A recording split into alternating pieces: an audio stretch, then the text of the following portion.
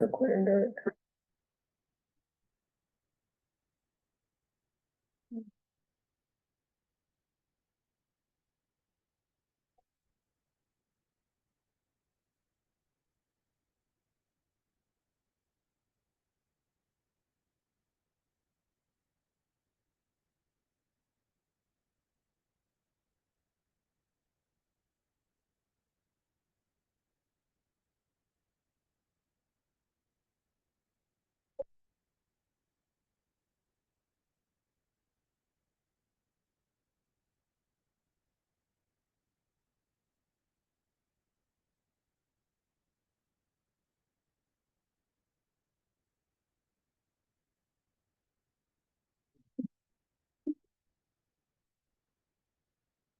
I'm gonna leave that throughout afterwards. Yeah. We're all here upstairs. You guys are ready to go. Yeah, so they were ready to get the recording going. Okay. So we should be good. Do you guys have any today? We don't, no. All right, so we've got 7, 10, we have responses to 7, 10, 13, 16, 27. The only one we don't have response to today is Article 8, and that's because we're waiting on actually. There's one more discussion that we need to have about it, but I think I will definitely have a response for that one next week. Okay. So, On we'll a start- very similar note, I know Article 4 is the top priority. That's on our side of the table. That's gonna be our first priority when we meet. So like, fair enough. I don't want to say we're delaying that. No, We're no. working on that, but that was a hard one. You so. guys have been bringing multiple proposals each week. I don't think we have any suspicion that you guys are just like sitting around not doing it. I said you expressed that as a priority. Want to make sure Yeah, we're still no, looking at I that. appreciate So, that. So, we'll start with, I'm just gonna go right in order. Okay. I already mentioned 8. So with regard to 7. So at this time, we're going to, reject your proposal from 1118, and we're gonna reassert our proposal of 1028. And I want to explain it, at least make a couple points as to why. Mhm. I mean, I do have it in print if you want to see it again. It's unchanged from the previous one. If you want me to hand them out, I'm more than happy to do that. I'll take a copy. Sure. And can you tell me the date again? Yeah, so I put them right at the top. Okay. So I put the reference of today as well as Okay. the previous one, so you guys can, that way we can kind of keep it straight. Thank you.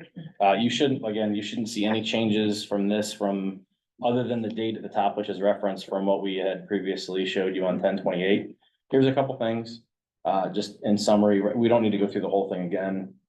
One, the averaging of hours is in the contract currently, and we're just unwilling to consider removing that. I know it continues to be a ping pong request. We say no, you say you want it out.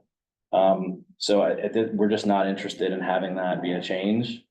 And I do want to point out a couple of the places that I do think we have made some concessions and we have gotten some agreement on some of the points. So I just want to identify those. Yeah, The first thing is that I think it wasn't a small concession in 7.2 about actually having a stated difference between academic and employment work. I mean, I think that's unimportant. It's not without any value.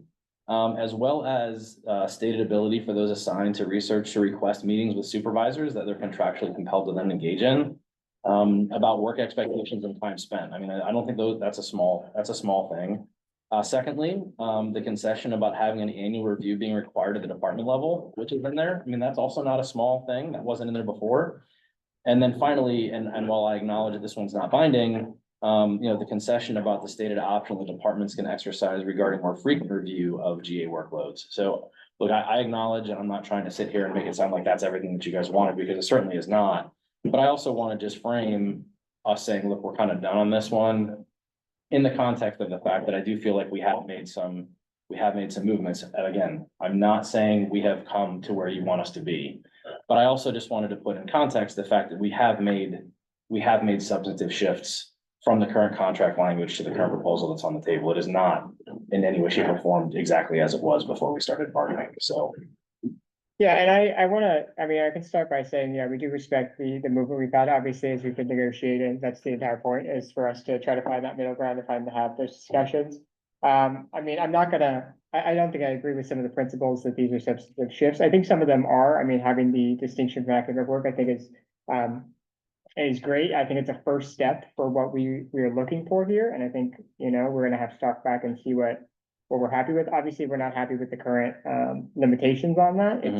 it doesn't get us to where we need to be to solving this issue. Mhm. And I mean, in regards to meeting with the supervisor, that is a shift, that's, as in, it's a change of language, but, to say that employees couldn't meet with their supervisor to say, this is your work expectation is, I think, insane. To say that's a huge change, for UF. I mean, if there are employees that weren't able to meet with their employers to do that, that's a very serious issue when you're an employee.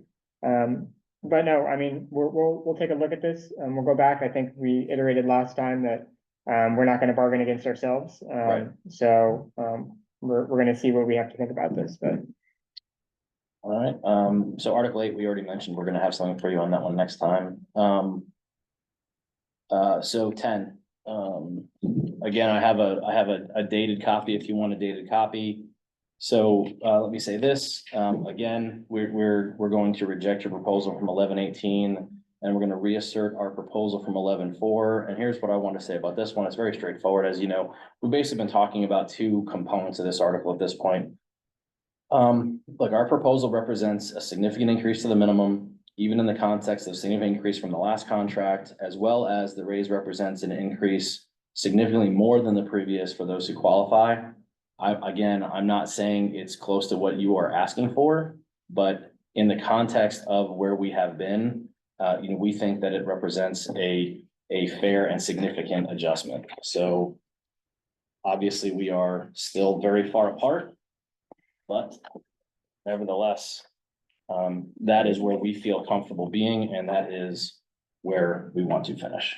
Yeah, and I think, that is, I respect your guys' opinion on that, and I mean, again, this is, the same reason we gave a proposal after this where we're still very far apart. I mean, we're not nowhere close to saying we're done with this. And I think to imply that we are and to say we are done bargaining is kind of against the spirit of why we're at this table to begin with. I mean, we're here to find that middle ground.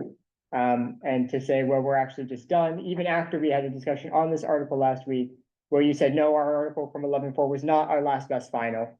We still had some movement there. You're getting close, but you weren't at the last best final. Now you're saying, well, actually that was our final one. We just don't want to have this conversation anymore.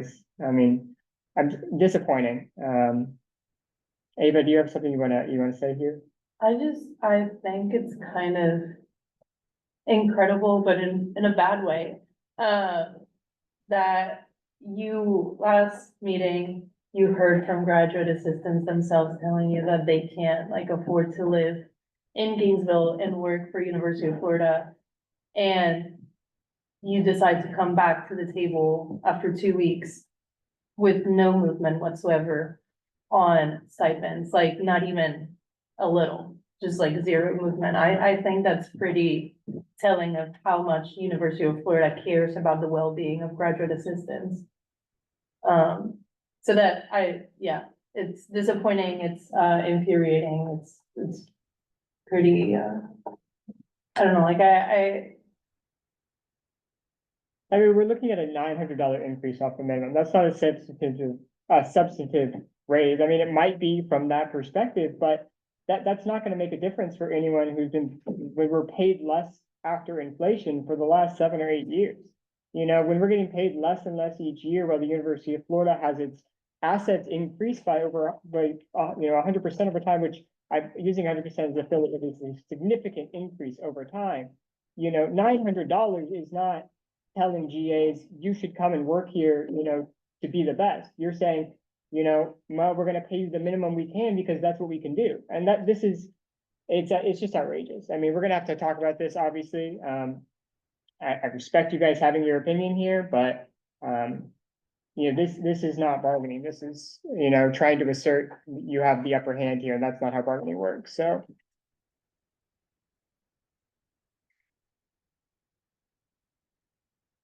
You have anything you want to add? That's good.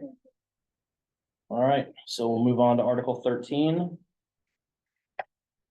So with respect to Article 13, again, I have a dated one here. We've been talking about Article 13 from a long time. I think what you'll see on this one is that it mirrors exactly the one that you got from us on 6/6, I believe is the correct date.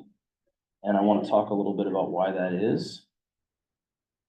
You know, I have a printed copy here for you, but you shouldn't notice any difference in that one from the one you got from us all the way back in June. And here's one of the things, there are a couple things that I want to make comments in terms of this one. So the first one is the University of Florida is interested in preventing We're good. unlawful discrimination in all its forms. However, we're not interested in bargaining completely separate standards and requirements for determining discrimination with your group as opposed to from other groups. And to that end, rather than expanding and complicating the current language, I'm gonna ask again, and I'm gonna give you the policy numbers that I would like you to please take a look at.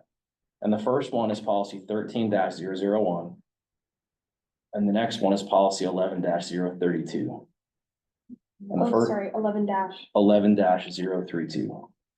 Now, a couple things. On the one hand, and I think Austin did Austin, you and also other members of your team did a good job of laying out, at one point, I believe it was, wasn't Sikander, it was actually Jacob, I think, who mentioned quite accurately that, as a group, you all are permitted to bargain over and above, individual, I'm not saying that's not true, that is absolutely true. I'm just trying to explain where we are in terms of not wanting to have all these sort of dissected versions of how this applies to the different groups. Now, here is what I want to make sure that we understand is that policy in the context of some of the other things that I think we're kind of close to agreeing on, I would like you to take a look at that policy or those two policies in the context of what we've talked about with respect to what's on the table for the regulation of policy article. Because the two should be read together. And what I mean by that is by us agreeing to having what amounts to a change in policy article, these policies actually become more relevant and salient in their current form to you as a group, if that makes sense.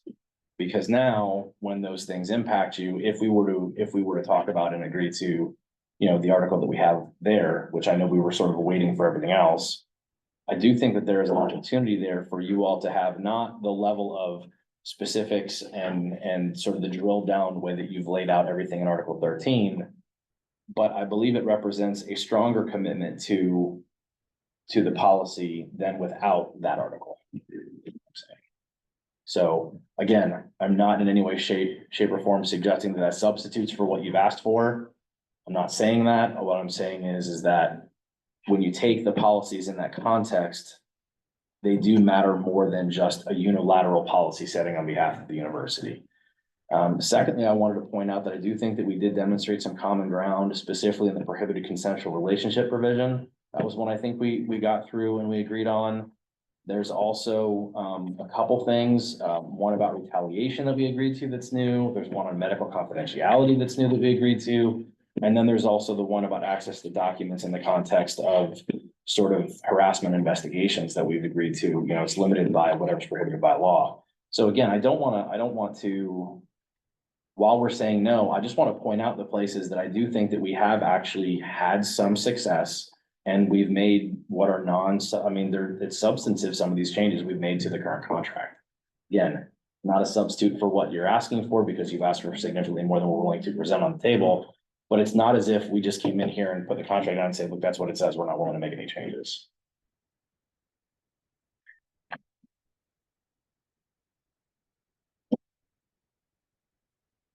I mean, I'm gonna use the word disappointing again, and I don't wanna hash over this 8 or 9 times, and I assume we're going to as we go through the rest of your articles. But this is the opposite of what bargaining is. We're coming to the table and we came with this original article, a while ago, and it was a lot. There was a lot of changes, and we said we want to have discussions about these changes. You want to say, let's make improvements to this article that are, actually affect the GAs that are affected by these sort of things. And the first time you guys came back, it was disappointing, obviously, but there was some movement. We could see there's some common ground in a couple of these areas, and we said, okay, we respect that you guys made some movement. We are going to come back and we are going to also make significant movement. We deleted a lot of our provisions we had asked for. We weakened a lot of things that we were discussing in the effort of trying to say, we are reaching our hand out to find that middle ground. And instead, this is not moving towards that middle ground. This is once again saying, let's go back and, take a week off and not do anything. And Nick, I'm not saying you guys haven't done work on these articles, but this is not that. This is not bargaining. This is not coming to the table and say, we respect GAU as an entity in the slightest, or grads as an entity. This is just saying, well, you guys should read these two policies and we're not gonna actually make any movement. And like, it's disappointing. It is, because a lot of these protections, sure, a lot of them could be a lot. A lot of these aren't like way out there. Yes, they might be different from what UF is currently doing, but that doesn't mean that we shouldn't have text in here protecting GAs from being discriminated against for their pregnancy status. I'm not saying UF does, but I would love to have the language in there. Because if UF's not doing it, what's the problem with doing that? Why can't UF look at this and say, well, that's actually something that we shouldn't discriminate on? That's a good point. We could add that to the policy right now and make that no problem regardless, and make it match everything. Why are we doing matching at the bare minimum standards? And it's disappointing and it's disrespectful. It really is. And I'm really hoping some of your future articles you have today are a little bit different than what we've seen so far, because this is not it. Ava or Hannah, do you have anything you wanted to add?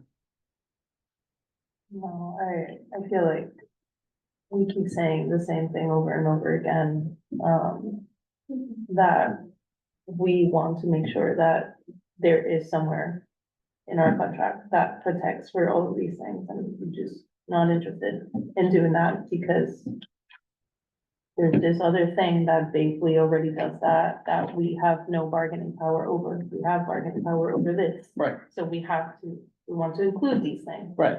So that That's they true. cannot be taken away. So I think, and look, I appreciate Austin kind of you're very consistent in terms of how you're responding to these. But here's one of the things that I feel obligated to share. And I appreciate the perspective that you don't think that it's bargaining what we're doing and what we're engaged in. I appreciate that perspective. But here's what I will share. The proposals that are brought that are significant deviations from current contract language do not have, from our perspective, the same weight as the current contract. It's not a mathematical formula of splitting something in the middle and forcing one side or the other to continually deviate from the current contract until that person has said, okay, we've reached something that we can agree. I mean, look, you are welcome to continue to bring whatever proposals you want. But the contract in its current state is a contract that we together agreed on and ratified for a very long period of time. So the standing of from our perspective, the standing of a significantly deviating article and the current contract and state, it's not, they are, from our perspective, when we're approaching this process, they do not have equal weight in the process. It's not as simple of saying, well, what's immediately in between the two? From our perspective, the paradigm of the previously settled contract has a much more, it has a stickier, more gravitated status because it's something that we previously agreed on. And look, that is not to say that we're not going to meaningfully consider everything that you all bring. But also, at some point, we as two parties sitting down to do this have got to be willing to say, okay, look, we have gotten as far as we're going to get on some of these topics. We can continue to talk about them in perpetuity, but at some point we need to settle the contract. And on some of these issues, on some of these topics, we are so very, very far apart. Unless you all just want to talk about them forever, we're going to continue looking back to what does the contract say right now? Because we both lived with this before.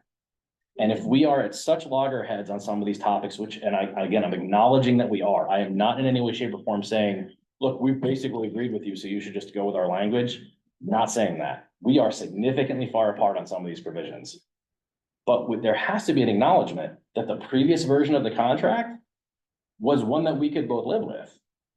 No, just because you have historically paid graduate assistants miserable wages doesn't mean that we're going to be okay with miserable wages. Like every year we come to the table to raise the wage, the minimum wage to a living wage. That is something that has been consistent that, and yes, right, we end up agreeing to something.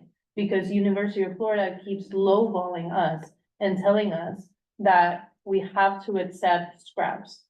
And we keep telling you, we don't want to accept scraps, we're not gonna accept scraps. Okay. So your logic doesn't matter to us because it's not something that we have to abide by or we want to abide by. We don't agree that just because in the past we have said, okay, yes, 19.2, $17,000 is okay. It's a minimum wage that is okay. That doesn't mean that we are saying it's a living wage or that that is, well, all that we can aspire to. At the same time, things change, right? Cost of living increases, new policies happen in Florida. And we see that we want to protect the rights, that we want to improve the lives of graduate assistants so that they can afford to live in Gainesville given the increases in cost of living. So just because you previously said 17 doesn't mean that we have to go along 17,001 as a salary. That I don't accept or respect that logic. No, oh, go ahead, sorry. Yeah, I just also want to point out here, that I respect the opinion of the University of Florida that the current contract has a stickiness to it, as you phrased it. I mean, that contract is several years out of date at this point, and there are issues with it, which is why we spend time saying every 3 years we need to renegotiate and say, what can we improve about it? The goal is not to say, let's keep the current contract unless it's a perfect system, and it is not a perfect system. And even if that is the opinion of the University of Florida, I'm about 95% certain we're gonna get Article 16 where you are once again defending a massive change from current contract language. And it's extremely hypocritical to have both sides of that argument. To say, well, you're too far away from current contract language, so we're not going to actually look at any changes here. But on the article That's not we care what I about here in Article 16, I know I'm paraphrasing and I'm using my own words. On Article 16, we're gonna make a significant deviation and we're actually not gonna listen when you guys wanna keep current contract language on that. So that's an extremely hypocritical situation. That you understand that, right? So first of all, it's not what I said. Okay, it's not what I said. And to Eva's point, what I want to mention is that, again, I was presenting it in the context of the discrimination language. I was using in terms of language. Clearly, I understand what you're saying about wages, but we also didn't put the same wages on the table. So we didn't present 17,000. So again, that's not what I said. That's not what I presented. That's not what I put on the table. So to the point of, you're exactly right. And you are going to see from Article 16, you're going to see that again.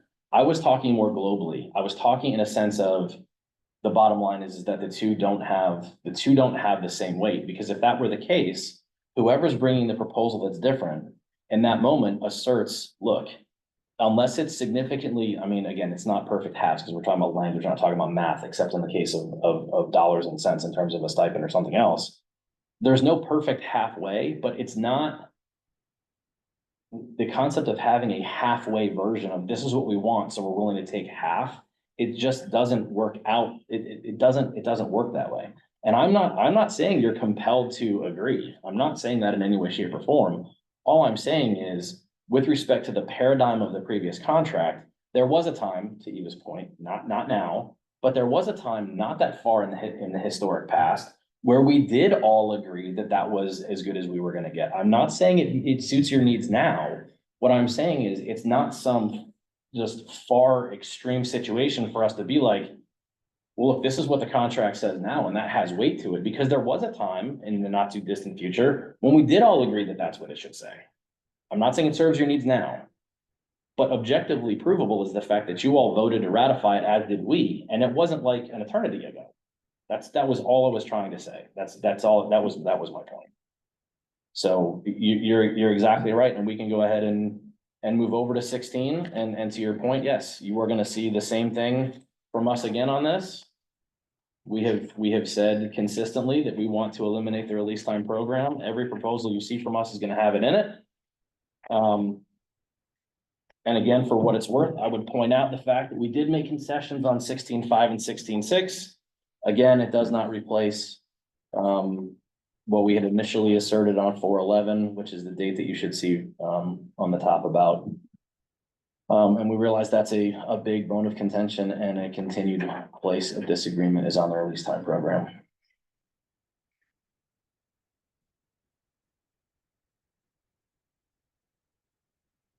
I think 5 and 6 and 6 are the same as your previous updates, right? Yeah, there's no changes. No, I was just pointing out the fact that it's not as if there were no changes made. Again, they pale in comparison to what we're requesting in 16.4 as an insurance. Requesting is a, There haven't Okay. been changes in May, I think the date I had on there was April April. 11, Mhm. I think, Okay. April 11. So since April, you haven't made any changes to, To our version, I don't believe so. no, they're asserting that they can make substantive changes with the contract, but it suits them. But would we ask for those changes that we get rejected outright? Can I ask just I don't mean it to be a rhetorical question, but I don't know that you're gonna have a great answer for it, but you're asking to remove release time. Yes. Where are you giving us anything that would? Right, I understand that you're saying there's no halfway point, but Mhm. I think we can all agree that the point of bargaining, right, is that I give you this, you give me that, like, that's the point. To some right? extent, yeah. And so if you're trying to remove this is something, I mean, Cassie, who's here, right, has spoken on how like, Sure. this has made her stay here as a graduate assistant.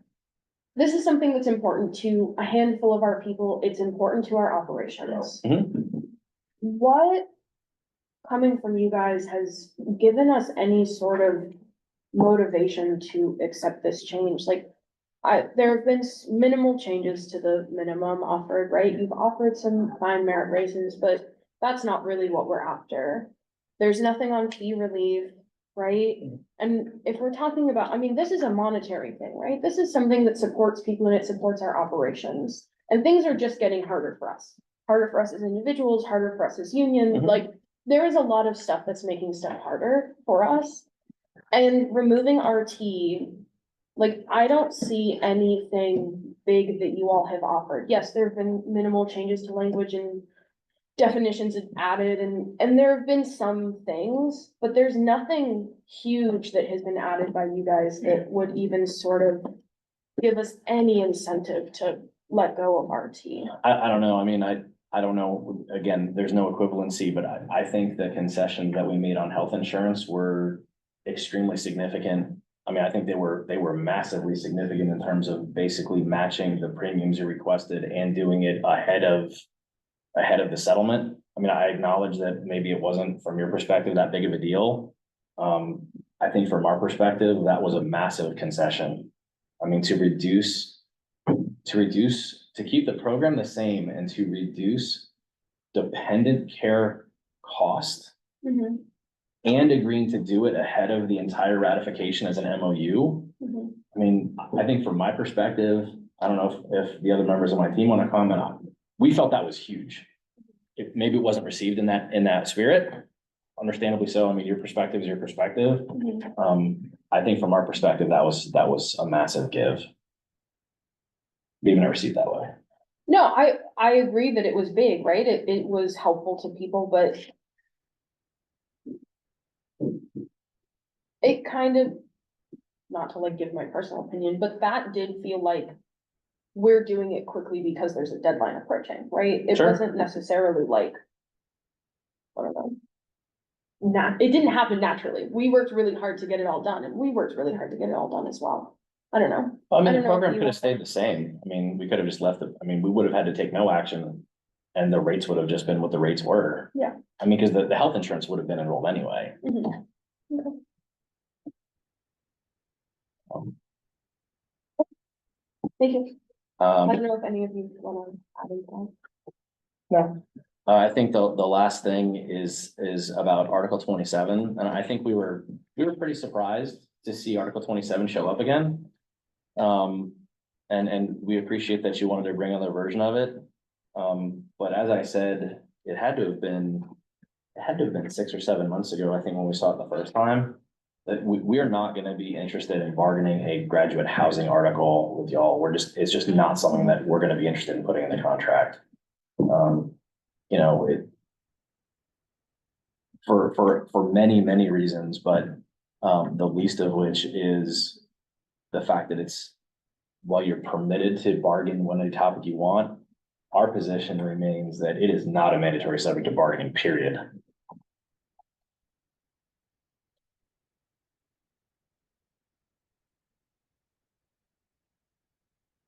Can I ask if you were presenting it from your original position that you believe it's a mandatory subject of bargaining? Or are you presenting it as a permitted subject of bargaining? We were giving it to you as a permitted subject to bargaining. Okay. We respect that. Trying to say it's a mandatory would be, it would be a hard there's not enough evidence on any side to say that that would be clear in any case. The cases are very limited. And which is why we removed a lot of the financial constraints, to make it more about treating GAs with respect, but. I mean, we've gotten 5 proposals today that have zero movement and all reassertions from previous proposals or previous arguments. And so this is just a waste of time. Not bargaining in general, but this session has been. And maybe that's not the opinion of UF, but I've seen zero work put in besides this just to say we're reasserting our previous thing. So we'll have to take a hard look at this and see what our next step is. Okay.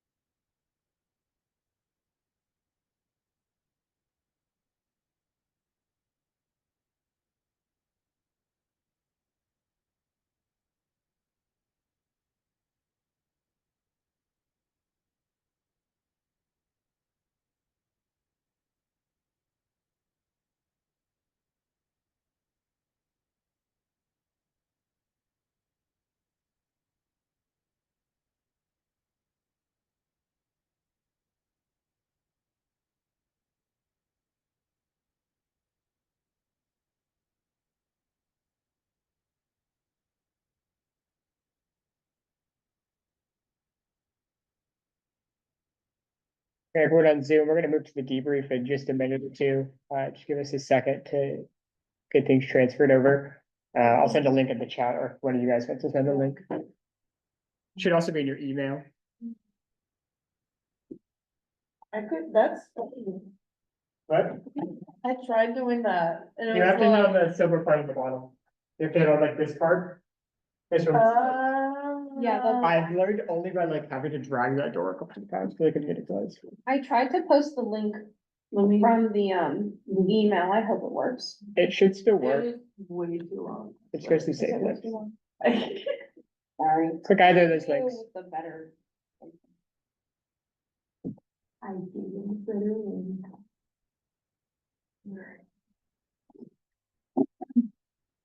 Swap it over. In the meter.